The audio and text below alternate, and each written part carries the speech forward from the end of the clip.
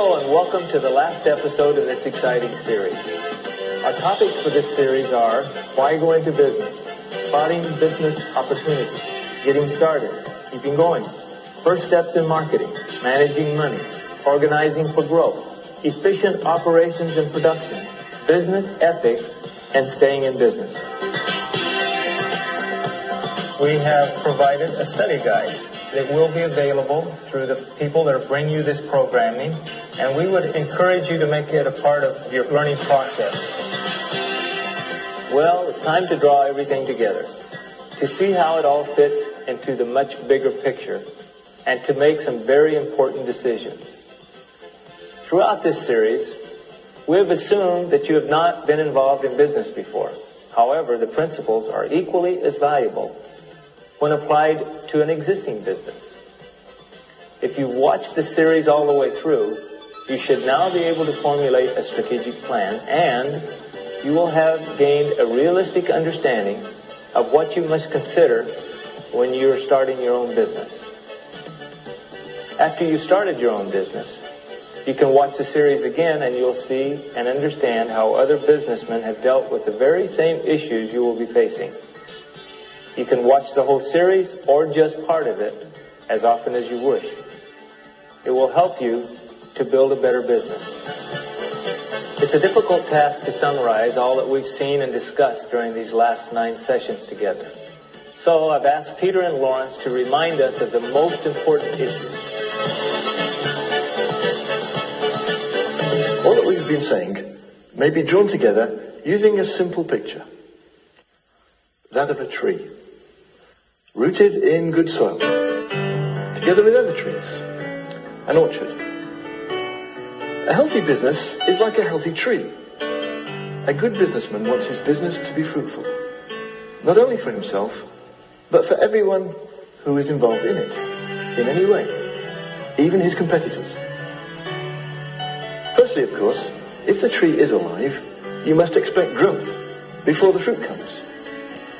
From the seed to the sapling, then to the tree, and then the fruit. This series helps you to identify the best conditions to plant your tree in for it to grow healthy and strong. Like a tree, firmly planted by streams of water, which yields its fruit in its season, and its leaf does not wither. And what about the fruit of your business? You will be recognized by your fruit. Everybody knows that a good tree cannot bear bad fruit, and a bad tree cannot bear good fruit. This series helps you to recognize the good fruit and how to produce it in your business. So, the first principle in business is also the first principle in life. That which leads to life cannot produce death, and that which leads to death cannot produce life.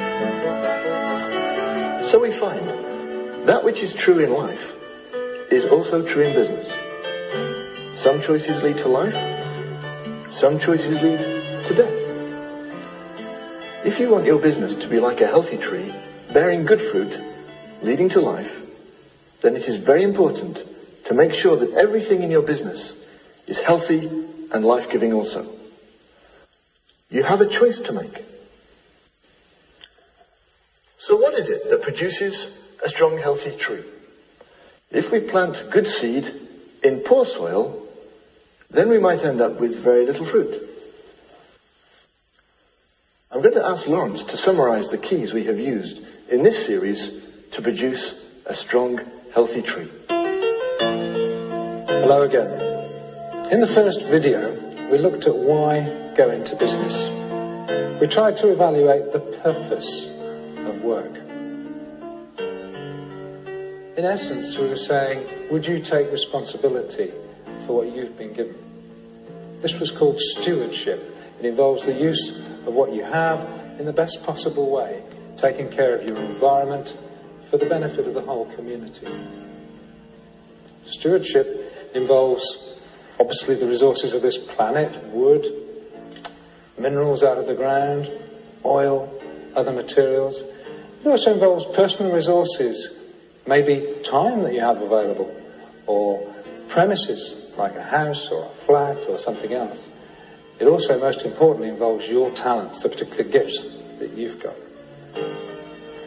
Another aspect of the purpose of business we looked at was that it's the lifeblood or the bloodstream of a community.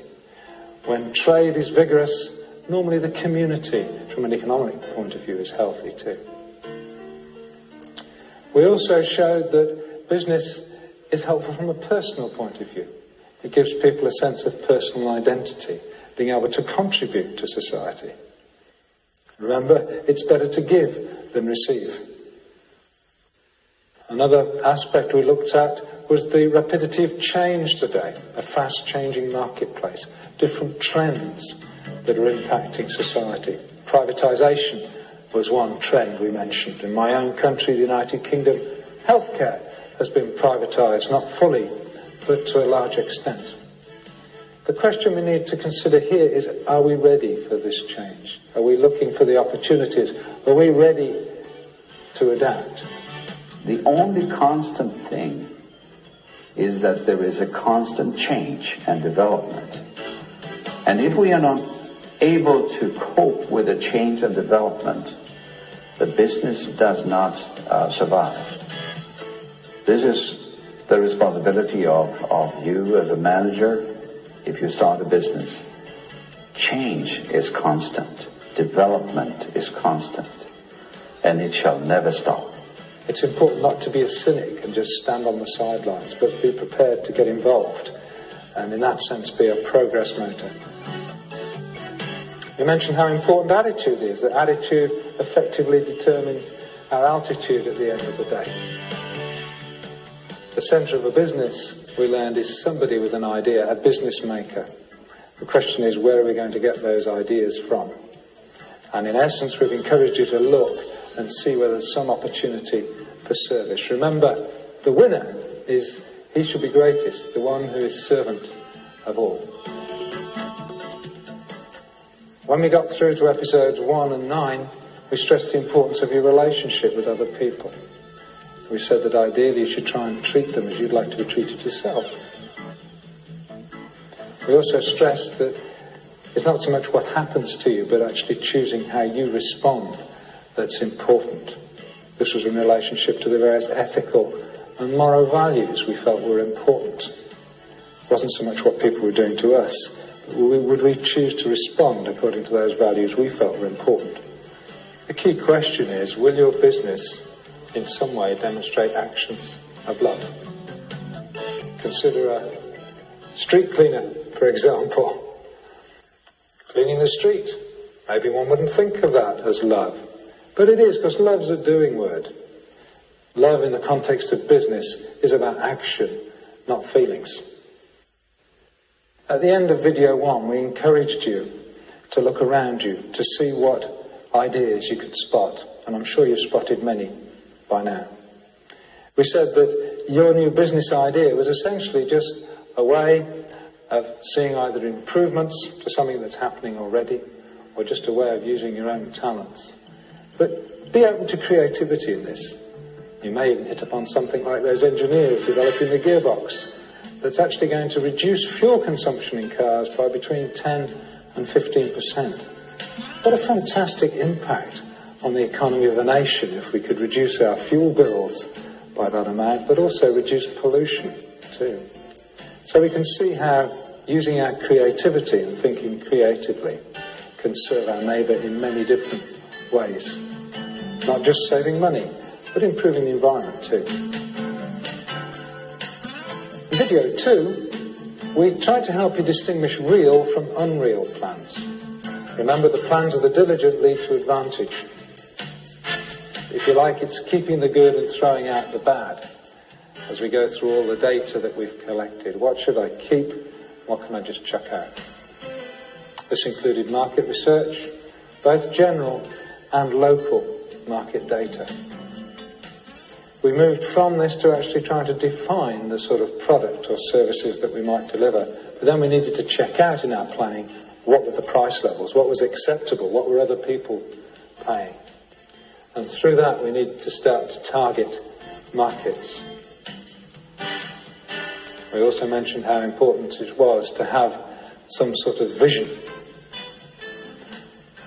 We said that vision was really the thing that keeps us going when things get difficult. It's that ultimate goal. It may take us many years to get there, but we need to keep it before us as that overall objective.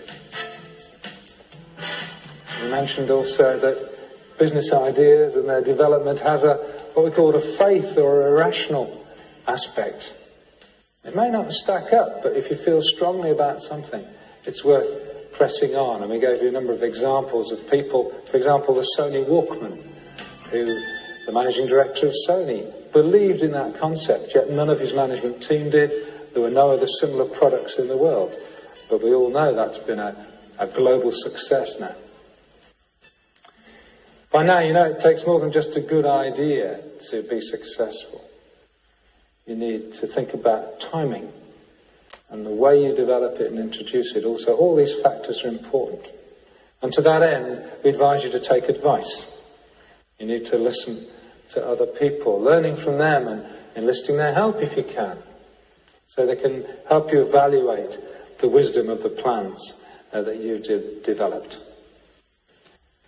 You need to remember there's wisdom in many counsellors, particularly when they're telling you the same sort of message, not they're all saying different things. We gave you a structure for developing a business plan. Things like a mission statement. What should it look like?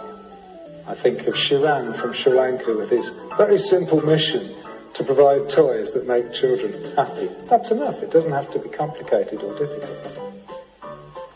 Out of that comes some specific goals, and we maybe get a strategy together, some financial plans. We'll probably have to take some sort of legal advice just to make sure that what we're going to do is acceptable from a legal tax perspective. We need to remember the importance of relating to advisors. We've taken advice on this program from financial experts, from debt collection people, from lawyers. Do you remember some of those we met? The whole objective in taking counsel from any counsellors is to find out wisdom. It's to make sure your business is on a good foundation. And we sincerely hope we've been able to give you some aspects of that in this video series. But remember, you need to take local advice yourself at the end of the day. As we moved on to video 4, we looked at the aspects of perseverance, really. It's not going to be easy. Starting a business, there are going to be problems. It needs courage. It needs trial and error very often as we learn ways to do things, ways not to do things. But remember, this whole principle that we've been going through each week is giving you something to do, so you learn through that. So action produces the real learning. It's when you've done something, you actually understand it, not just reading about it in a book or even watching these videos. So it's important to get started. It's important to try out maybe some trial products. It's important to look with a lawyer maybe at what's required if you've got to look at some of the legal aspects. So start taking some steps and then you learn. Most companies grow and are successful not because they have some brilliant strategy they've thought out, but more likely over the years they've tried different things and found things that work and things that don't work. We dealt with some of the common myths or things that are misunderstood about business. For example, money is not the prime motor. And if you remember that study we looked at over 90 years, none of those companies that have been successful long term actually had money and profit as a prime motivation. They were motivated by something else. So the money-profit thing actually is a myth. And we put that in as one of the foundations of a good business. Attributes of business makers, that's something else we need to look at. We discovered that they tend to compete with themselves. It's one of their attributes. So that's another characteristic of successful businesses. The successful business maker is constantly concerned about how can we make it a little bit better in some way. There is no question that you do need to look carefully at your competitors. and you need to assess realistically how you match up to them. Are you actually as good as them? It is very important that you do look at your own product and you do ask yourself serious questions. Is it a quality product? Is it actually going to meet the needs of your customer? Does it need improving? Be real with yourself. Looking at continuous improvements. That's one of the traits of successful business makers. So, in terms of video 4, we were trying to say, don't be put off by the problems. Work through the difficulties you face, and you will overcome at the end of the day. In video 5, we looked at the first steps in marketing. This took us over to Singapore, if you remember. We met up with Phil Fusco and some of the people he's working with. In essence, we looked at some of the basics of doing some market research. How you put together a marketing plan, and how that is not a separate subject or topic, but it involves every aspect, pricing levels, methods of production. All of these have to be brought together in some sort of comprehensive plan. So video 5 should have helped us develop an overall marketing strategy for our business, how we were going to develop it, how we were going to reach the marketplace. Remember, marketing is not just sales. I heard it described once as like throwing mud at a wall. When you're marketing, what you're doing is trying to make the wall that little bit stickier so that when you throw mud at it, it actually hangs on there. Video 6 covered the subject of handling or managing money. We explained the importance of financial planning and budgeting, monitoring and control. You probably all remember meeting Mike Harding and one of his clients. We looked at the reasons for success and failure, emphasising how important it was to have up-to-date information so we knew our cash position at all times. How important it was to have regular monthly accounts prepared so we understood what the projected sales were and the margins on those sales. Overheads and profits all set out in a month-by-month plan. In essence, this was having plans and targets at a financial level. The important thing is to keep accurate and up-to-date records. Then you have the data. Without these measurements, you cannot make wise decisions. Video 7 looked at organisation. We called it Organising for Growth. Basically, it looked at the ways we could efficiently organise ourselves, our people, and the whole process of production in our enterprise. Organisation, we learned, means it's a tool. It's like a body with different functions. And it means we need to care for one another, be aware of the different parts of that body or organisation. It means teams working together. It means, most importantly, different roles and responsibilities clearly identified. But at the same time, empowering or releasing people to fulfil those roles, not trying to over-tightly control them. It means also organising supply. It means supervising what's going on, monitoring and control, listening to what people say in terms of reporting. This brings us back to communication. You may remember we had a diagram which described 5 levels that might exist in a larger organisation, from top management right down through senior and middle management to the shop floor. What we stressed in that was the importance of communication, because often those in what we might call the front line, the shop floor workers, are learning things and understanding things about the business which you as the manager just will never understand. So it's essential to keep that continuous communication across all those levels. This is a very important part of getting feedback. It's why often relaxed events, going out for a meal together or whatever after work, everybody from the business coming together in a relaxed environment can help generate this effective communication. Video 8 looked at efficient operations and production. We considered where we should produce and how we should produce. We were concerned about quantities too, how much, what were efficient levels of production in your business. We particularly talked about establishing a relationship of trust amongst people. This is what we call the environment of love. And we would say to you that ultimately that's the best way to end up with a flexible, adaptable and committed workforce. Sun Tzu is a Chinese general that lived in China more than 2,000 years ago. I think he said, you treat your soldiers like good friends, they will follow you wherever you go. But if you treat them like sons, they will die for you. And I think the concept behind it is simply that if you treat your people well and you treat them like part of the family, you know, you don't just use them as workers to generate money for you, but you treat them as people and you help them even in their personal problems sometimes, then you're able to have a better relationship with them, and you're able to build loyalty on both sides. In video 9, the one you saw last week, we looked at relationships. We said in essence the whole of business was about relationships. And the one thing that can establish good relationships long term are good values or business ethics.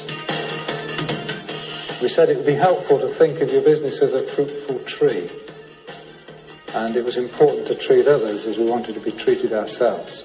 And this was the way to develop long-term or permanent relationships of trust. We emphasised the aspect of human dignity and free choice.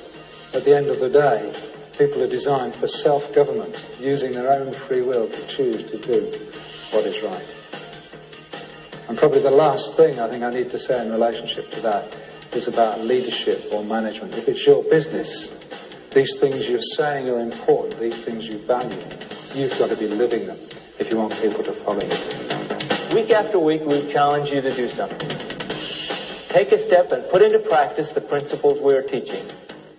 This week's challenge is the biggest one you've faced yet. Go and be a leader. Put these values into practice. Start to live by them. There's no doubt that individual conduct is the basis for inspiring the finest thinking and practice on the part of others. Your business may employ no one but yourself. Your turnover may be the smallest in your town. It really doesn't matter. You still can be a market leader, leading by your value system. Don't just do a job today. Make a difference. Be a leader. Go away and apply these values. Put them into practice. Thank you, Lawrence. You are part of a community, and you will have responsibility for your business to the wider community to which you belong. You will have to take responsibility for the resources you use. You will have a duty to others.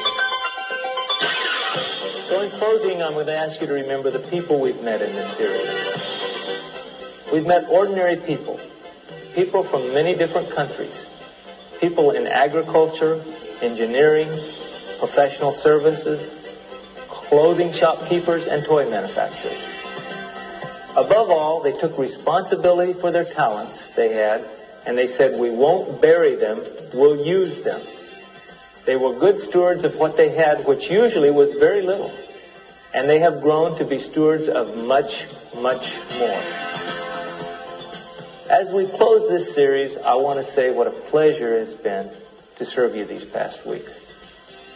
If you'd like more information relating to commerce or the marketplace, please let your local provider of this program know.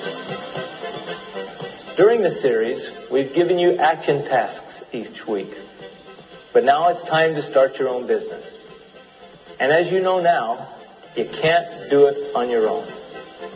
The task I'm going to leave you with is to form a group of around 12 people that you can be close with, meet together, go back through the material, and help each other. Encourage each other. Together, you can do it.